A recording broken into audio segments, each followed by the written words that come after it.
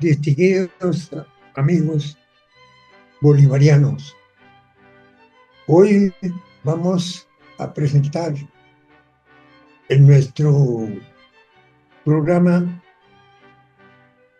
un tema sumamente interesante, cuál es Bolívar hasta su manifiesto de Cartagena, que lo pronunciará nuestro muy distinguido amigo Jairo Luis Vega Manzano. Don Jairo Luis Vega Manzano es un ingeniero civil egresado de la Universidad Nacional de Colombia, nacido en Ocaña, en el norte de Santander. Como docente ha crecido, ha tenido el cargo de profesor ocasional y en diferentes universidades de Colombia en temas de ingeniería. En el año 2022 publicó Simón Bolívar y su patriotismo artero, que es un ensayo sobre las actuaciones no tantas de las que le tocó realizar a Bolívar en la época de la denominada campaña admirable, con el fin de poder llegar triunfante a Caracas el 6 de agosto de 1813, atravesando por primera vez la región de la ciudad de Ocaña, el norte de Santander. En el año 2024 publicó el libro Pildoritas Científicas. Él nos va a presentar hoy su ensayo sobre Bolívar hasta su manifiesto de Cartagena. De manera que con mucho gusto le damos la palabra al doctor Jairo Luis Vega Manzano, quien ya ha presentado trabajos en esta misma oportunidad. Adelante. Bueno, señor presidente, muy buenas tardes. Muchas Bueno, gracias por esta nueva oportunidad. Es un honor estar compartiendo esta tarde con ustedes, tan brillantes en el conocimiento de Bolívar. Hoy, entonces, para comenzar, tenemos a Simón Bolívar antes de la llegada a Cartagena en 1812. Para comenzar a hablar de todo este tema, pues quiero hacer un repaso de lo que fue la vida de Bolívar hasta esa época, inclusive desde su nacimiento. Pues hombre, hay muchos datos, aunque eso lo sabemos nosotros desde la escuela, que son interesantes de revivir. Todos sabemos ya que Bolívar pues, nació en el año de 1783 en Caracas. Y la familia de Bolívar estaba compuesta por Juan Vicente Bolívar y Ponte, su padre, que murió en 1786, o sea, cuando Bolívar tenía 3 años. Y la madre, María de la Concepción Palacio y Blanco, murió en 1792, o sea, cuando Bolívar tenía 9 años apenas. Entonces, por eso todos sabemos que él quedó huérfano muy niño, ¿sí? A ver, sus hermanos fueron María Antonia Bolívar Palacios, que nació en el año 1777, o sea, le llevaba 6 años a Bolívar. Juana Nepomucena, que nació en 1779 y pues le llevaba entonces 5 años. Y Juan Vicente Bolívar Palacios, supuestamente el único hermano que tuvo, que nació en 1781. Y le llevaba 2 años, ya Bolívar era el menor ahí. Bueno, el padre de Bolívar, Juan Vicente Bolívar y Ponte, pues fue una persona distinguida de Venezuela, de Caracas, y pues fue, por ejemplo, procurador general de Caracas, teniente de gobernador, administrador de la Real Hacienda, coronel de las milicias regladas de blancos de los valles de Aragua, fue militar.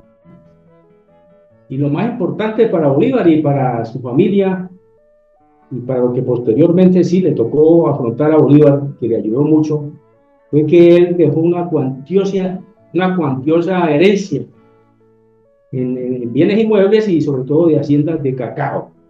Que recordemos que cuando el cacao era en Venezuela el primer producto de exportación, así como lo puede ser el café aquí en Colombia.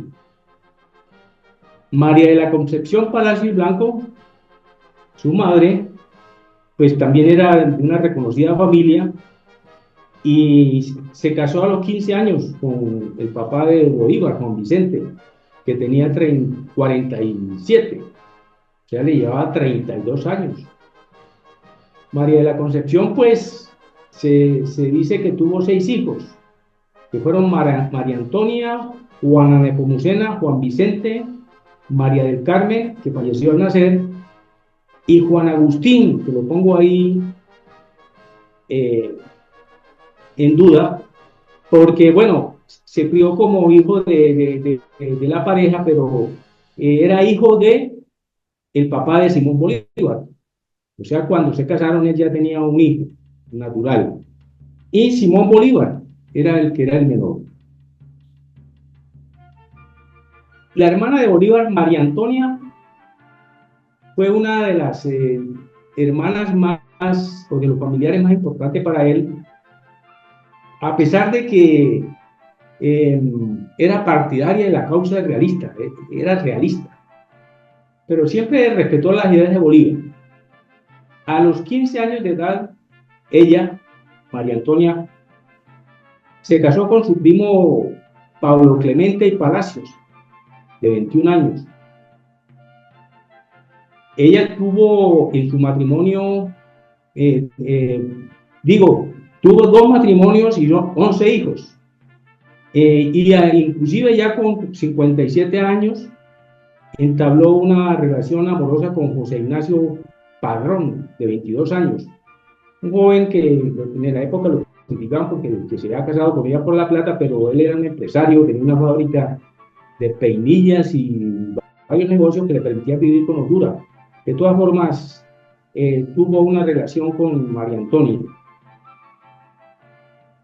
Ahora, una de las cosas más importantes de María Antonia es que Bolívar se refugió el 23 de julio de 1795, cansado del carácter huraño de su tutor, en ese momento el tío Carlos Palacios. Se le voló a su tío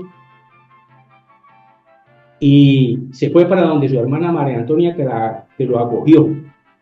En 1814, cuando cae la Segunda República, escribo yo ahí que la huyeron hacia Curazao porque no quería irse, porque decía que como ella era realista, que los españoles cuando llegaran no le iban a hacer nada. Y Bolívar no la dejó, se la llevó obligada, se la llevó arrastrada a Curazao junto con su esposo y todos sus hijos.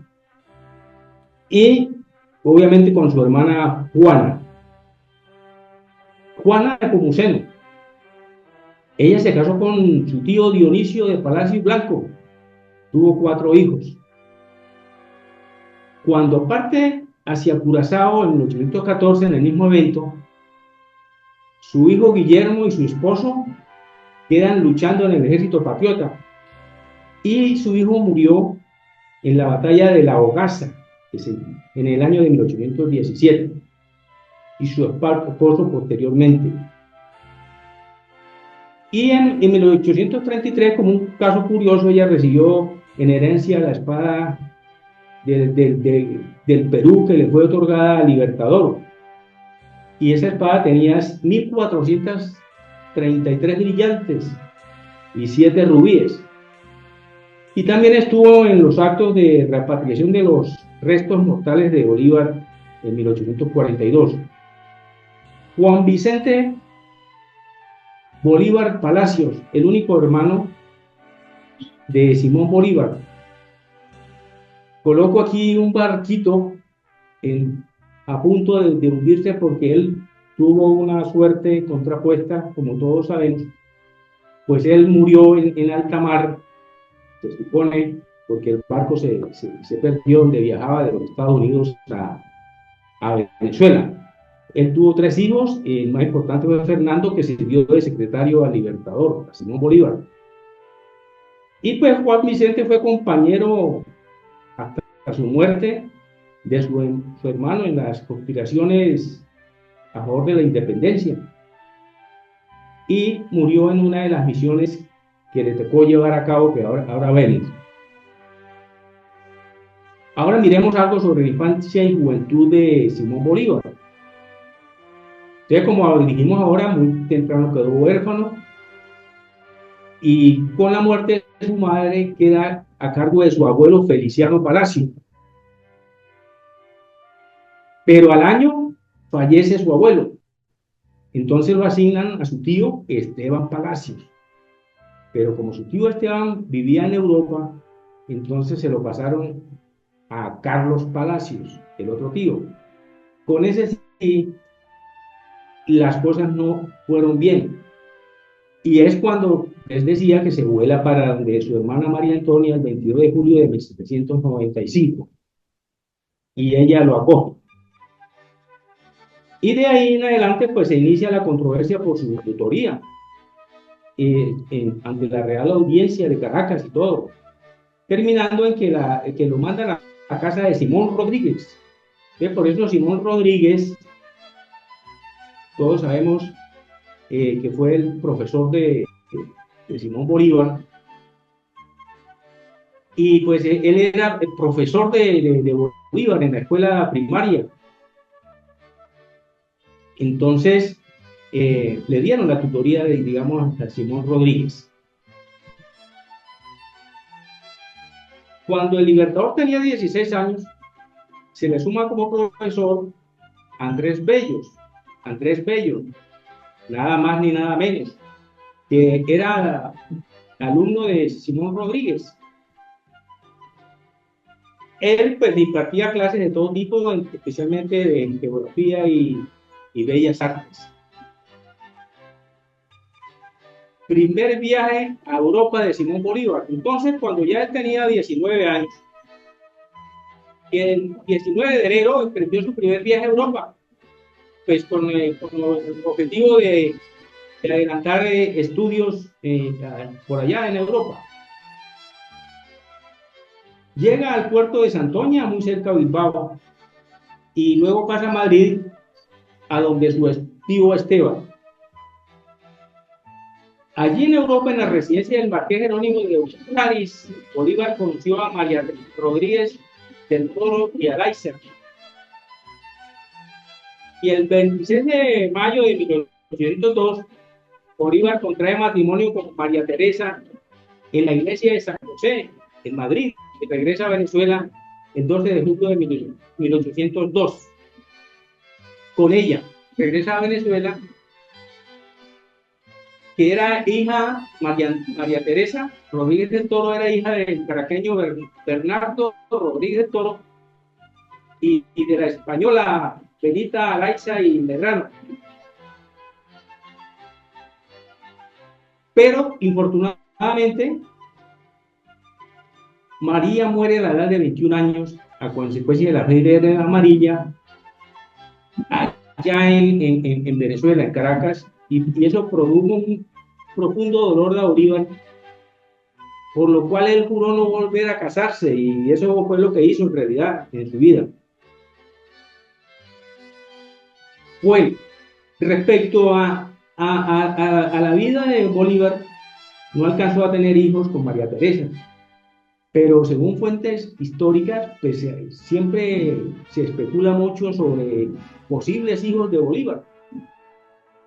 Y lo que se dice es que él, como que era infértil, él no podía tener hijos porque él sufría de una enfermedad que se llama orquitis, que es una inflamación en los testículos, razón por la cual se presume no tuvo hijos.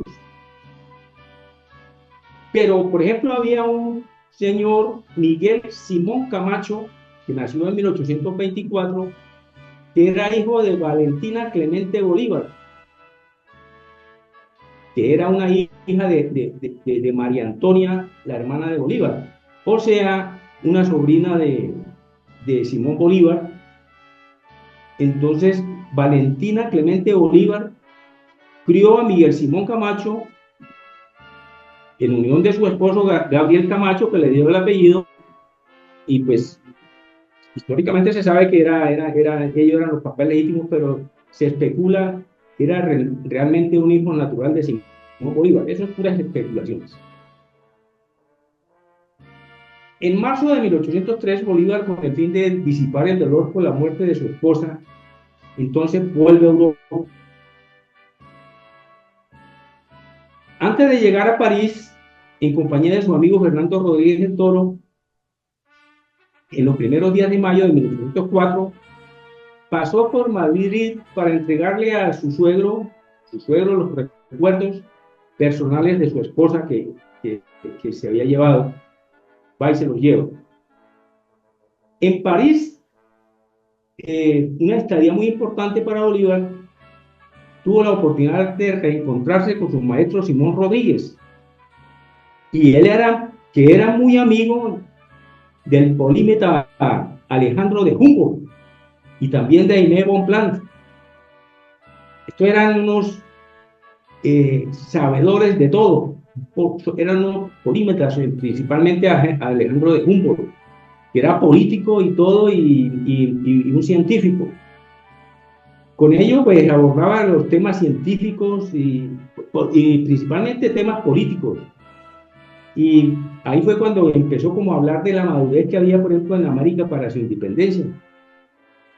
Entonces, esto poco a poco influenció en Bolívar la idea de libertad de América, aunque él era ya amigo del margariteño Manuel de Matos Montserrat. Este Manuel de Matos Montserrat fue el cabecilla de la conspiración que hubo en 1808 en Venezuela contra los franceses, porque los franceses querían imponer a José Bonaparte como rey de España, como rey de América, y Manuel de Matos Montserrat encabezó una rebelión importantísima contra ellos, en contra de esa propuesta. En Europa, en este segundo viaje, conoció a Fanny Duvillard, de 28 años, y casada con el conde Duvillard. Esta Fanny era una prima de él, pero no la conocía.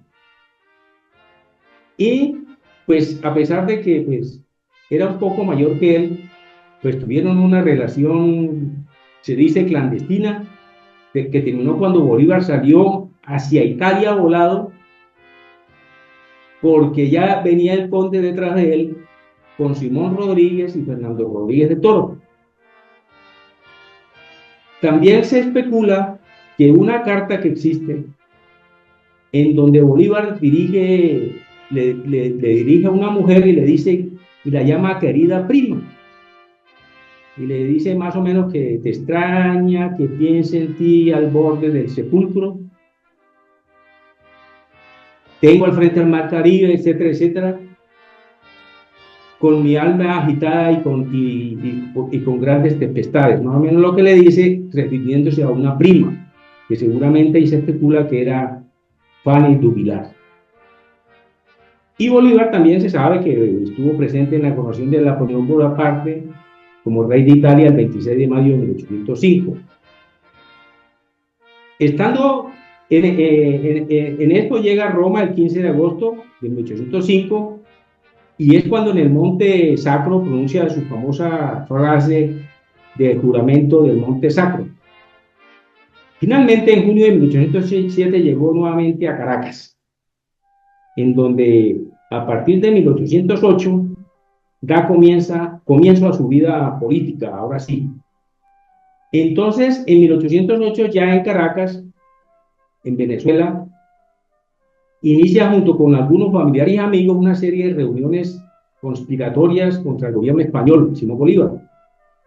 Y, por ejemplo, el día que él cumplió 25 años, realizó una de estas reuniones con la coartada de cumpleaños, pero en realidad era para realizar una reunión conspirativa. Pero los españoles se dieron cuenta y Bolívar le tocó refugiarse en una de esas haciendas en Yare, en el estado de Miranda. Ahora, con la abdicación de Bayona, o las abdicaciones de Bayona mejor, era la situación en España completamente caótica.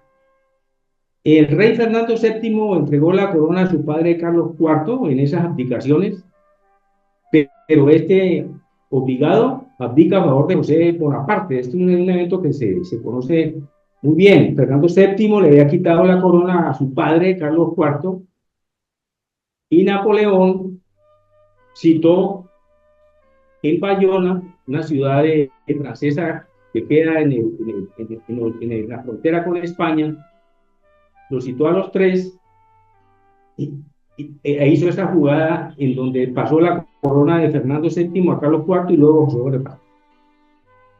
Entonces, a raíz de esto, en toda España y sus colonias se crearon juntas en defensa del Fernando VII. Entonces, aquí había una corriente fuerte que quería que siguiera Fernando VII y obviamente no José Bonaparte. Esto entonces hizo que se dividiera en dos bandos en Venezuela, unos a favor de la permanencia de Fernando VII y otros que querían iniciar el proceso independentista, digamos, total, que ahí estaba Bolívar. Bolívar no quería una revolución tibia, revolución dejando a Fernando VII todavía, sino que quería que los españoles se fueran, le dejaran la administración y todos los negocios en Venezuela. Fue así como el 19 de abril de 1810 que se conforma la Junta del Cabildo de Caracas para conservar los derechos de Fernando VII. Y fueron expulsadas las autoridades españolas y declarada la independencia de Venezuela. Entonces, estos eran los partidarios de la independencia de Venezuela, que es una fecha importante en Venezuela, el 19 de abril de 1810. A raíz de eso, la Junta de Cabildo de Caracas envía unas comisiones diplomáticas en busca de apoyo. Una la manda a los Estados Unidos y la otra a Londres. Simón Bolívar se dirige, como todos sabemos, a la de Londres, en esa delegación diplomática, y su hermano, Juan Vicente, se va para Estados Unidos. Entonces, al borde del barco Wellington, Bolívar junto a Andrés Bello y Luis López Méndez zarparon hacia Inglaterra en mayo de 1810 a la misión diplomática. La misión diplomática de Simón Bolívar en Londres, que se llevó a cabo desde el 14 de julio de 1810 hasta el 21 de septiembre de 1810.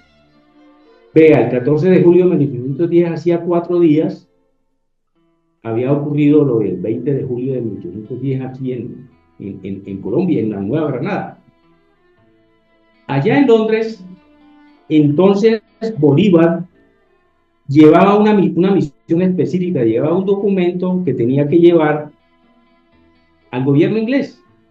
Y el gobierno inglés le asigna para que hable con Bolívar a Richard Wellesley, que era el secretario de Negocios Exteriores.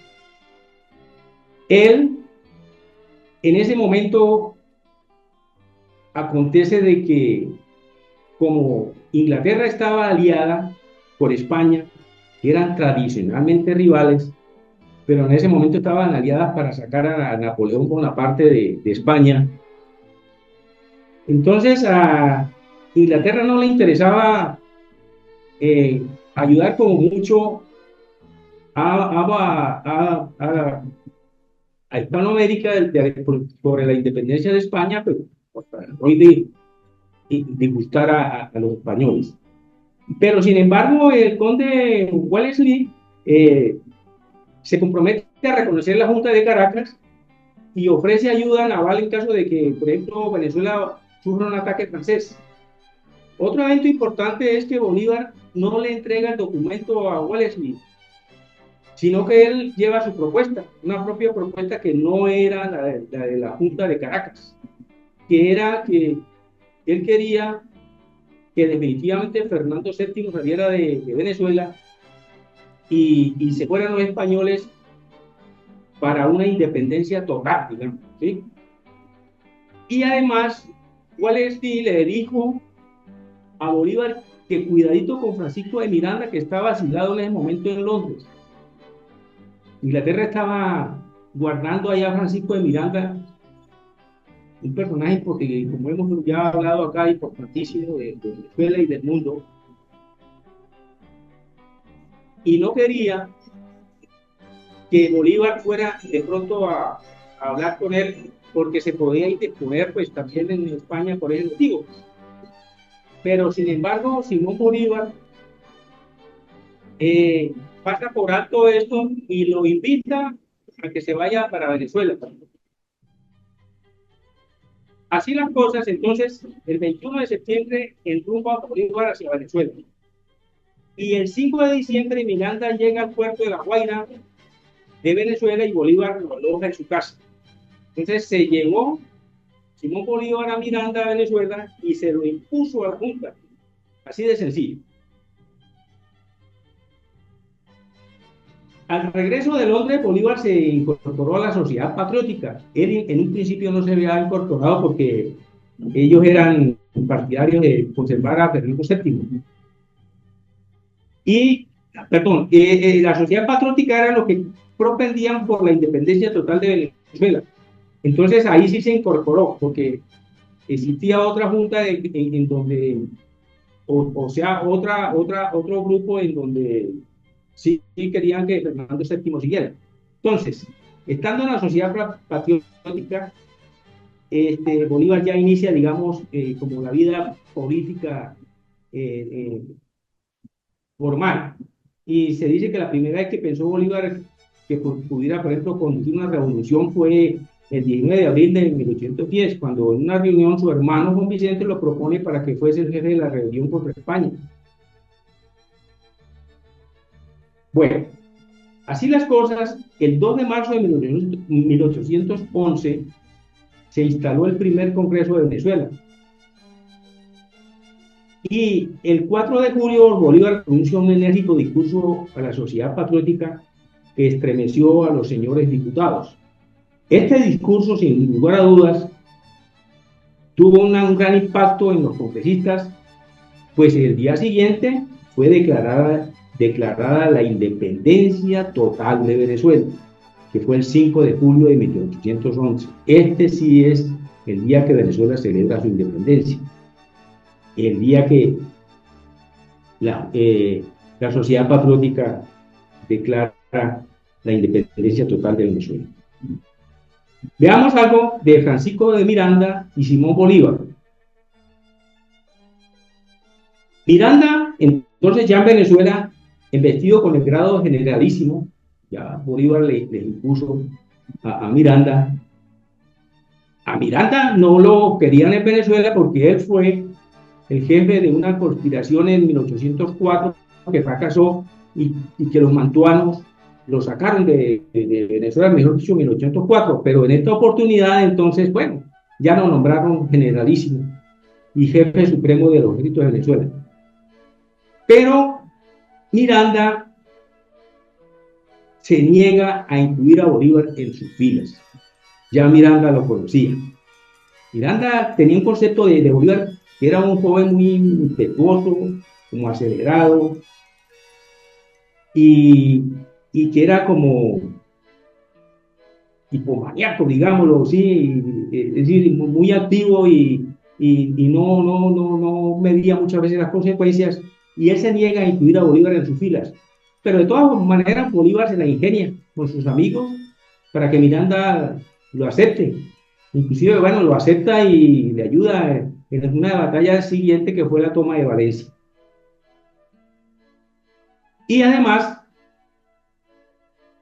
Bolívar quería ser guarda de Puerto Cabello. Resulta que Puerto Cabello es un puerto todavía muy importante para Venezuela, y en esa época más, junto con el de La Guaira, en esa época, pero más Puerto Cabello, porque el que estuviera Puerto Cabello tenía prácticamente el dominio de Venezuela. Y Bolívar quería irse para Puerto Cabello, pero Miranda no lo quería enviar por la misma razón que acabo de exponer. Pero de todas formas, eh, el Marqués del Toro, que es amigo de Bolívar, intriga para que Pablo Ayala, Juan Pablo Ayala, lo destinara a Puerto Cabello. Bolívar se va para Puerto Cabello, pero por descuido de Bolívar, Puerto Cabello cae el 6 de julio de 1812, lo cual le ocasionaría unas terribles consecuencias para la Primera República Venezolana.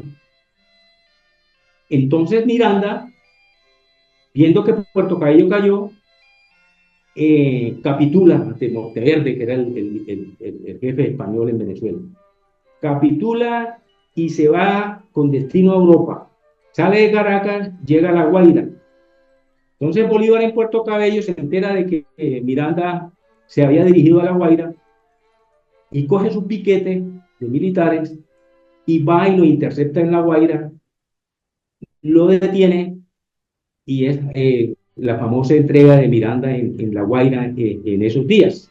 Se lo entrega a los españoles. Los españoles, por ser quien era Francisco de Miranda, no le hacen nada, sino que lo mandan a la cárcel, a España, a Cádiz, y allá pues ya muere en 1816, ¿sí?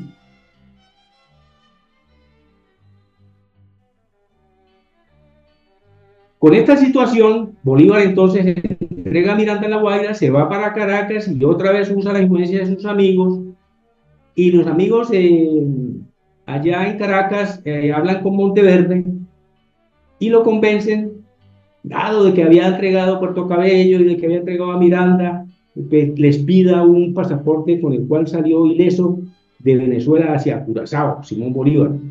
Entonces, ese fue el motivo de que él aparece en Curazao. Pero en Curazao, en donde no se tienen mayores datos sobre la estadía allí, resulta que él seguramente tenía que estar de una forma clandestina allá porque Curazao era una isla del Imperio Inglés. Y como vimos ahora, Inglaterra no quería ayudar mucho a los patriotas en ese momento para no disponer a España. Y como ya Simón Bolívar estaba lo suficientemente untado, como decimos, pues si hubieran sabido que Bolívar estaba en Curazao, pues lo hubieran apresado. Y ya estaban detrás de él. Entonces él rápidamente pide a su tío político Juan Nepomuceno Rivas le sirva de afiador porque un señor Camacho le va a hacer un préstamo para poder seguir hacia Cartagena. Yo sostengo eso porque la idea de Bolívar siempre fue, cuando lo sacaron de Puerto Cabello, siempre volver a Venezuela. ¿Y cuál era el camino más expedito, digamos? Pues venirse a la Nueva Granada, que ya estaba, se había independizado de España, aunque aquí había problemas internos, pero se había independizado de España y se vino a buscar ayuda para retornar a Caracas. Y por eso él arriba a Cartagena. En Curazao, pues no se sabe bien qué hizo, pero parece que sí, lo que hizo fue no perder el tiempo, simplemente. Él era hipomaníaco, era muy activo, ¿sí? Y él, pues, trabajando por la causa emancipadora, se supo que en Curazao había elaborado una serie de artículos, se dice que nueve y lo fue entonces dando a conocer ahora en la Nueva Granada. Entonces ahí, en Cartagena, llega a Cartagena, se aloja, no se sabe bien dónde, ¿no?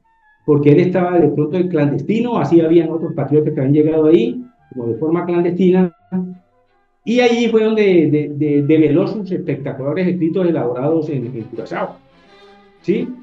Entonces su primer escrito político-militar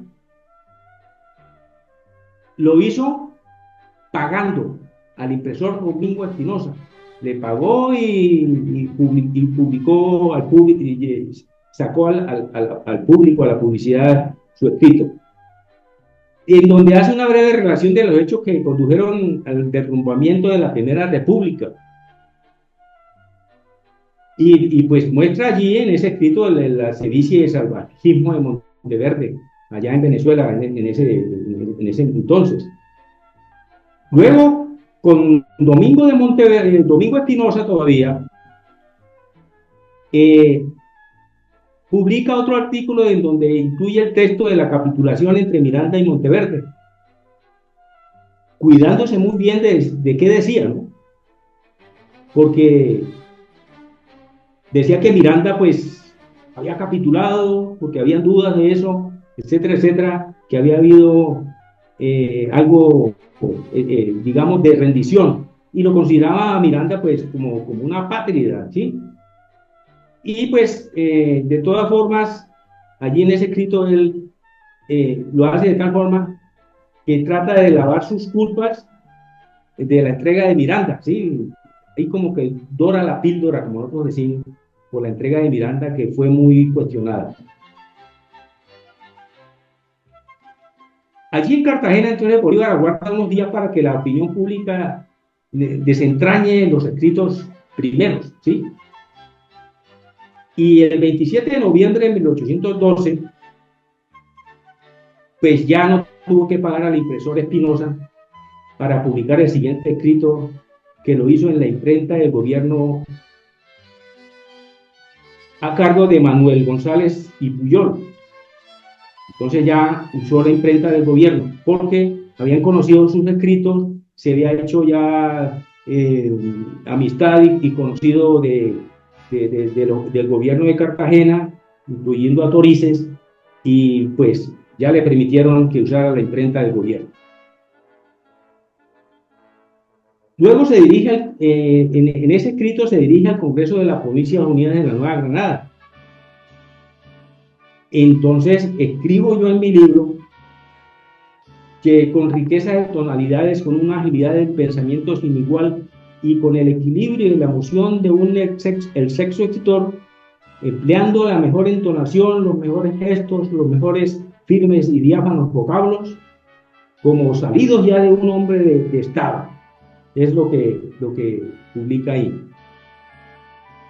En este documento, respirando pues dignidad y respeto, solicita el inmediato y decidido apoyo de las Provincias Unidas de la Nueva Granada para una campaña destinada a la reconquista pues, de Venezuela. Allí ya con la más grande valentía y sin vacilaciones firma Simón Bolívar, coronel del ejército y comandante de Puerto Cabello. Firma comandante de Puerto Cabello, a pesar de que había caído Puerto Cabello en manos de él. Lo firma así para aceptar que en manos de él había caído Puerto Cabello. Y sinceramente, ¿no? Entonces, ahora sí, Bolívar, con estas publicaciones, publica el documento en donde condensa todas sus facultades que tendrá la ocasión de desarrollar en el curso de su gloriosa carrera. El 15 de diciembre de 1812 lanza su colosal pieza con el título de Memoria dirigida a los ciudadanos de la Nueva Granada por un caraqueño, su famosísimo Manifiesto de Cartagena. En ese manifiesto hace allí una radiografía condensada, pero muy hilada, de la situación sociopolítico-militar existente por esa época en Venezuela, causa de la destrucción de la Primera República. Comienza armando el partidor, con este sonoro introito. Se presenta: yo soy granadino, un hijo de la infeliz Caracas, escapado prodigiosamente de medio de sus ruinas físicas y políticas, que siempre fiel al sistema liberal justo que se proclama como patria, he venido a seguir aquí los estandartes de la independencia que tan gloriosamente tremolan en estos estados. Aquí en este párrafo se ve la lírica que él empleaba en sus escritos perfectamente. Ahí pues analiza las causas de la caída de Venezuela y remarca sobre la dolencia que mata siempre a las grandes ideologías revolucionarias, la debilidad.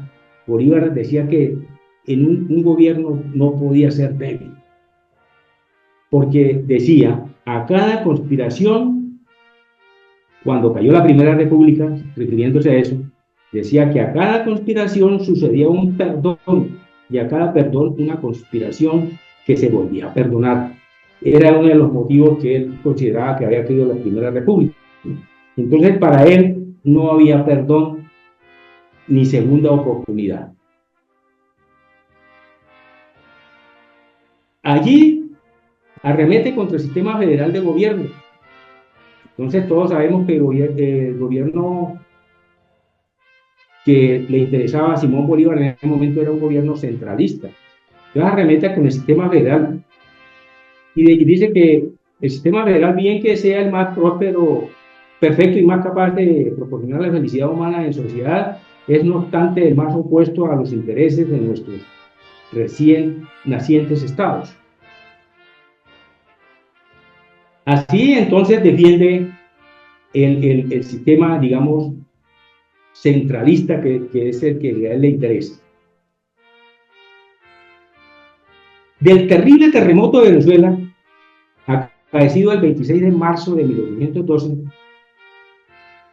toca Simón Bolívar en el manifiesto y uno de sus puntos es para irse en contra de los dirigentes de la Primera República y arremete contra el clero, quienes pescando en Río Revuelto, por haber ocurrido un Jueves Santo, había cometido una terrible campaña de desprestigio de la naciente república y sus dirigentes.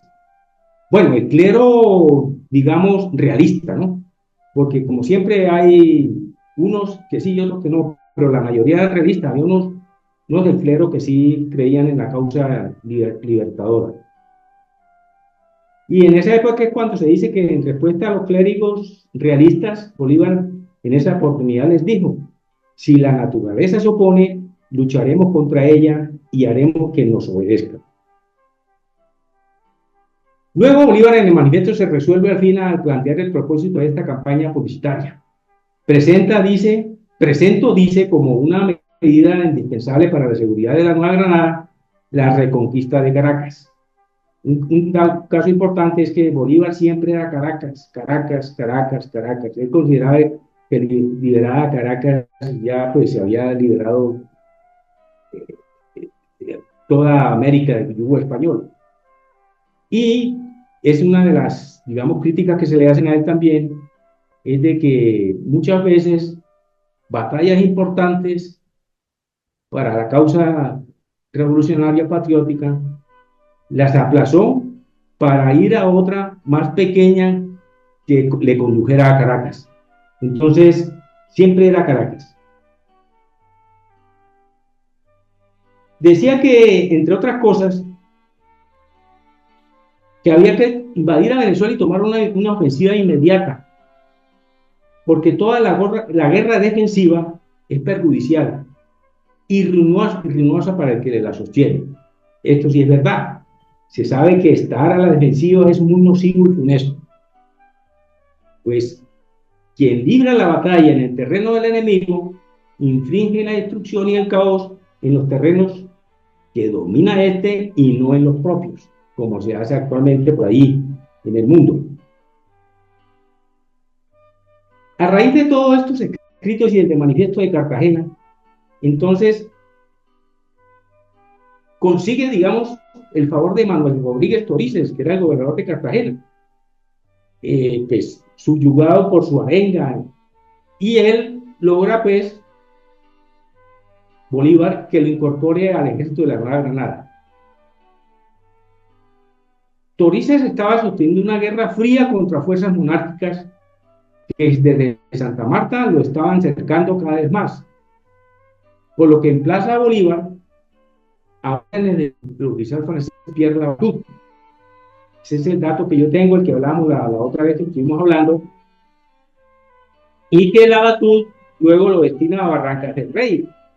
Bolívar Lavatur no asigna a Bolívar hacia Santa Marta, sino que lo manda hacia Barrancas de Rey. Su intención era hacerlo tostar por el sol para siempre en una aldeilla ardiente en donde desde lo más profundo de sus honduras rechinaba el calor abrasante que amenazaba con chamuscar las hojas resecas de sus chozas a orillas de un río ermitaño y primitivo. Pero en realidad esto era lo que quería Bolívar, esa era la intención de Bolívar, regresar a Caracas. Y esa era la ruta que estuvimos viendo eh, cuando hablamos de la campaña admirable la vez pasada. Y para mí, pues, esa campaña admirable comienza en Barranca del Rey, para donde mandó Lavatur, y luego pues ya comienza esta campaña que termina el 6 de agosto de 1813 con la instauración de la Segunda República en Venezuela. Hasta aquí, señor presidente. Quedo atento por si acaso alguna intervención adicional, una aclaración. Muchas gracias. Muchas gracias. Magnífica intervención, sobre todo un recuento histórico muy interesante que naturalmente aclara muchas cosas. De todas maneras, es un punto muy bueno para el análisis de la vida del Libertador, que siempre estuvo pensando en la libertad por encima de todas las otras consideraciones. De manera que la exposición de don Jairo Luis Vega Manzano ha sido muy interesante, muy importante, y se la agradezco profundamente. Quiero invitar a los distinguidos amigos a ver quiénes quieren opinar sobre este tema tan importante. A ver, mi coronel Gentil Mario. Doctor Miguel y doctor Luis Jairo Vega y demás asistentes. Indudablemente la conferencia es el complemento de algo que ya el doctor Vega nos había planteado. Es interesante, a más del recuento de la vida de Bolívar, que siempre será un motivo interesante y de gran aceptación y de mucha importancia para todos los enamorados de la historia, lo que nos ha traído hoy el doctor Vega. Pero lo que más interesa es el concepto estratégico que plantea al final de toda su exposición. Es muy interesante cómo nos trae al recuerdo la concepción que tenía Bolívar en mente con respecto a la libertad de Venezuela y a la libertad de Colombia. Esa parte es lo fundamental, es el centro del planteamiento que hoy nos han hecho, que es indudablemente brillante, muy interesante y que nos trae a la memoria cosas que por sabidas no dejan de ser de la mayor importancia histórica para la sociedad bolivariana.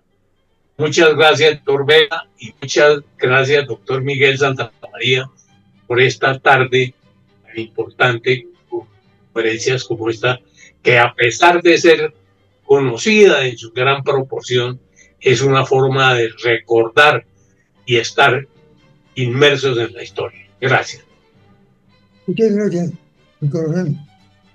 Adelante. Sí, doctor Miguel, muy buenas tardes. Muy complacido de participar en el día de hoy en esta grata conferencia. Y un saludo a todos los bolivarianos presentes y al doctor Vega. Muchísimas gracias, porque a pesar de que se conocen todos estos aspectos, el estudio ha sido sistemático en fechas, en personajes, en sitios que nos traen a la memoria la vida del Libertador.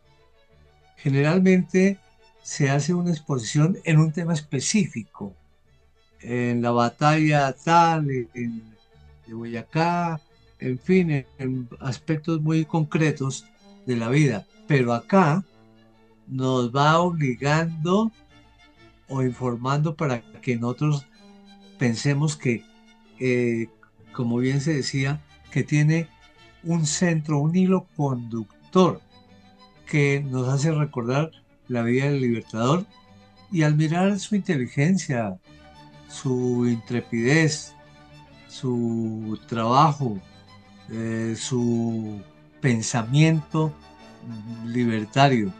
Así es de que muchas gracias por recordarnos paso a paso lo que a veces se deja de lado, y hoy ha sido un día muy afortunado escuchándolo, doctor Vega. Así es de que mis felicitaciones sinceras y muchas gracias a todos.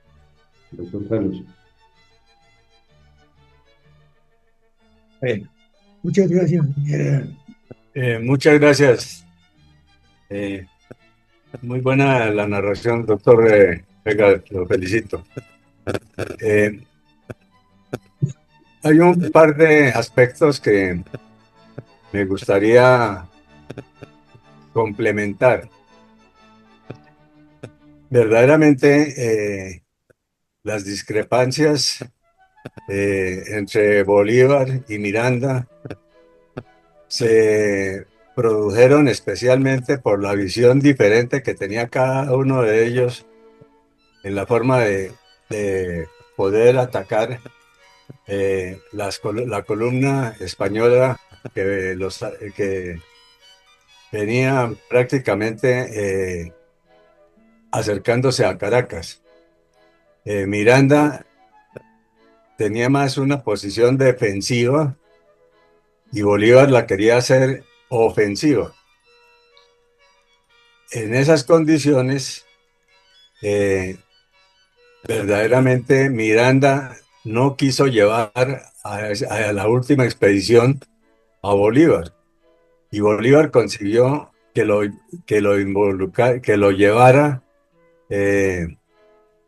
llevaran como ayudante de este señor del Toro. Pero Bolívar en ningún momento quería, él quería era combatir. Y Miranda, la forma de sacarlo fue mandarlo, quitarlo de la columna y de las fuerzas pues defensivas que tenían, y mandarlo a Puerto Cabello. De manera que no fuera que Bolívar quería ir. Bolívar lo mandaron. Y lo mandaron para poderlo sacar de allá. La segunda cosa es que Bolívar, una vez que sucedió pues la entrega a Miranda, consiguió el pasaporte y consiguió sacar un poco de dinero porque quería regresar no a Cartagena, él quería regresar era a Europa, y se embarcó con destino a Jamaica.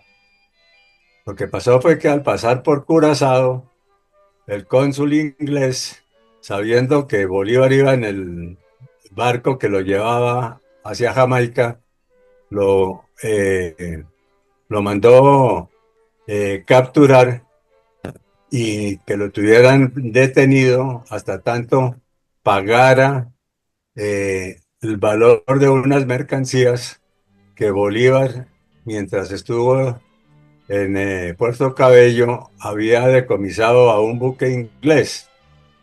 Entonces prácticamente todo lo que llevaba Bolívar se lo decomisaron y quedó sin 5 centavos. Y el tiempo que estuvo en Jamaica, una vez que pagó, él no tenía cómo moverse, hasta que consiguió que su pariente, el doctor Vega lo nombra, le volviera a mandar algunos pesos, que no fueron muchos, y con eso lo primero que pudo hacer fue montarse en una goleta, y esa goleta iba con destino a Cartagena. Y prácticamente llegó a Cartagena, fue en forma ocasional. Una vez en Cartagena, sí, verdaderamente viene el genio de Bolívar de poderse